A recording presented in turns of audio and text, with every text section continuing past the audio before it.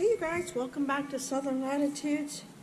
I'm Robin, and we got one project to do today, and that is to move a starfruit tree. And I'm going to show you it in just a minute. But I need to tell you that why. I need to tell you why. So, my phone's going to go off. Hold on. There, muted it for a second. So what was going on is that my starfruit hasn't put off a bloom since the end of 2022. And that's really when the elderberry started taking off. It had just started in 22 to put on just a couple blooms. Wasn't very much, but in 2023 it was doing great. And as you know, if you've been with me for a while, you know that I harvested a lot of elderberries, and we made elderberry syrup last year. It was going great. But meanwhile, the little backstory is that the starfruit never did bloom all year long. And it was concerning, and I thought, okay, I threw a lot of stuff at it. I noticed it was doing some nutritional things with the leaves. I could see the veining and yellowing. So I've been throwing compost on it. I've been throwing fertilizers on it. I've been pruning it. And, you know, it's here. Let's just go over there now that I'm done tying my shoe. So, just doing everything to it. And I cannot, for the life of me, figure out what's going wrong with my tree. So then it started dawning on me, especially with this. See all this? I have elderberry to the right of the tree, in front of the tree, on the other side of the tree, and over here. And I would rather, if I could, just leave the starfruit here. But look at all the new growth on it. It's beautiful.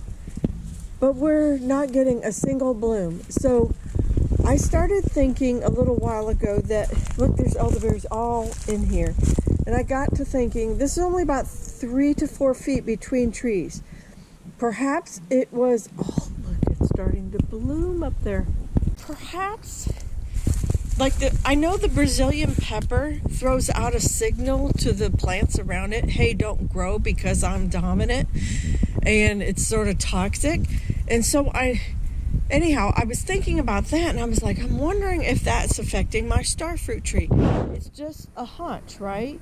So I call the county extension agent, and I say, hi, have you ever heard of this? Well, they hadn't heard of it, but they went to the IFAS website, the IFAS, I'll put a link probably somewhere, to the page on elderberries. Well, it has the toxin for the berries, so they thought it may be traveling the same toxin through the roots and sending out a signal to the plants around it that, hey, yes, you shouldn't procreate and produce and then have more baby starfruit. It's its way of surviving in the wild or in my backyard. So long story short, I think that may be my problem. And even if it's not, I'm going to say let's just get it out of here, the starfruit. It's a bell variety, Carambola or starfruit.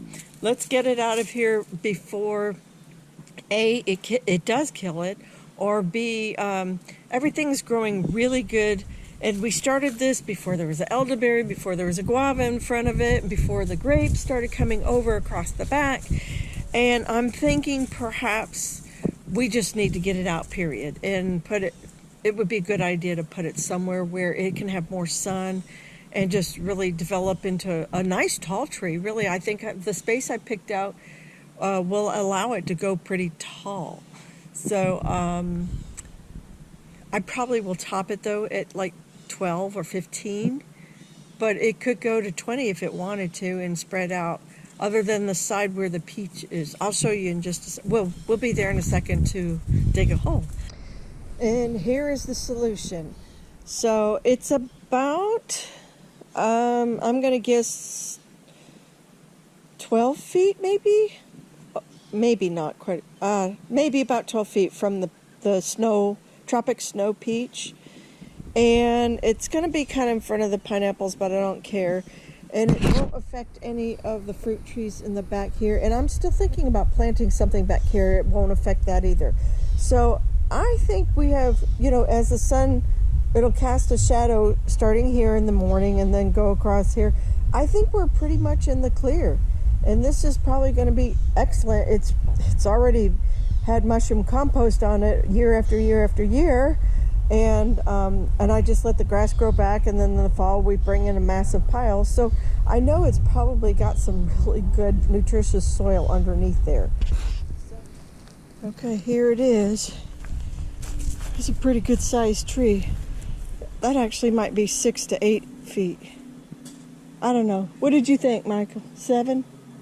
Probably, yeah, closer to 7. 7 feet, yeah. Let me show you where it came from. Well, you know where it came from because I showed you that. But first I had to pull out a lot of elderberries, which have roots, and we'll try to find some homes for them. And it didn't have a really wide, you know, like this. There were small roots and that were still small from back when it was a baby, but then it had just a couple of these like really good deep ones that were like this. This was one of them. I really hated that we had to cut that, but there's no telling how far it would go. And then this looks to be like it's elderberry root. So it was coming right across where it was laying. Okay, put the roots in. So here's the roots. Oh, that's a good height. Oh, I'm in the sun. I'm creating shadow, I mean. So that was a good height or depth that you made the hole. The root system, it did have some really nice, about finger-sized roots that were going underneath it that we had to break, unfortunately. But we'll just keep, you know, fertilizing and watering it really, really well and see if we can't. I mean, this year might be a loss, but at least we're not going to lose the whole tree. And it should like the sunnier conditions too. All right, there we go. My son did not want to be on camera, so we respect that for him. And plus he's sick, so really didn't want to be in front of a camera sick. But I have to say that tree removal and transplant went so much smoother than I thought. Other than I felt my heart break cutting those, you know, finger-sized roots. But, okay, so we threw a little 10-10-10 in the hole. We pulled the tree out from when you last saw it. We pulled it out, dug about 2 inches more, put some 10-10-10 down, and we covered it, dusted it back in with more soil, put the tree on top, finished covering it, watered it, 10-10-10 around the base again, watered it some more, and then we put leaves on. So there's been quite a bit of process between the last clip and this clip of the videos. And while we were at it, we also put in some leaves around the base here, and also at my peach over there by the coop. So the only thing I think we're going to do now is the tree is, we did a 180 with it. So the side that was on the south side was here, and this was the north side, and so we did a 180 flip, so this side has a chance to grow. And then I'm going to pull some of this weight off of this now north side of it, because as you can see, it has quite the lean to it as it was stretching for sunlight. And it may benefit it anyhow not to work on all this growth. At the same time, it has to now work on reestablishing roots. That I'm not a master gardener, but I pretend to be one on YouTube. So that's what my mommy instincts for plants are telling me. And I'm just going to come on in here with my pretend fiskers, not really fiskers, and like this, I'm just going to take this weight off the tree. It's coming down real low anyhow. There we go. And then we'll take some of it off of here. Let's cut it back to, there's some new growth right here. This is not a pruning class, okay? This is just a hack. I'm hacking it.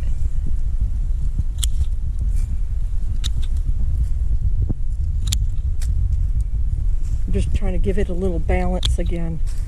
I'll probably have to step back and look at it twice just to kind of see. Okay, yeah, still a little bit more at the top.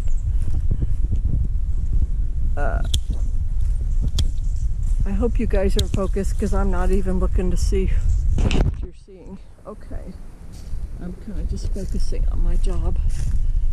I'm gonna take some off there. Maybe a little bit of the top. I don't want to lose too much top, but I do want to give it a little bit of balance. Okay. All right, I think that's better. It doesn't have to, well, might go just a little bit higher. I'll do that off camera. But anyhow, there you go. There is the Starfruit Carambola transplant video for you guys. We'll keep it short and sweet, and then hopefully the next video I make will be on the new GoPro. Can't wait for that. So you guys take care, God bless, and I'll see you in the next video. Bye!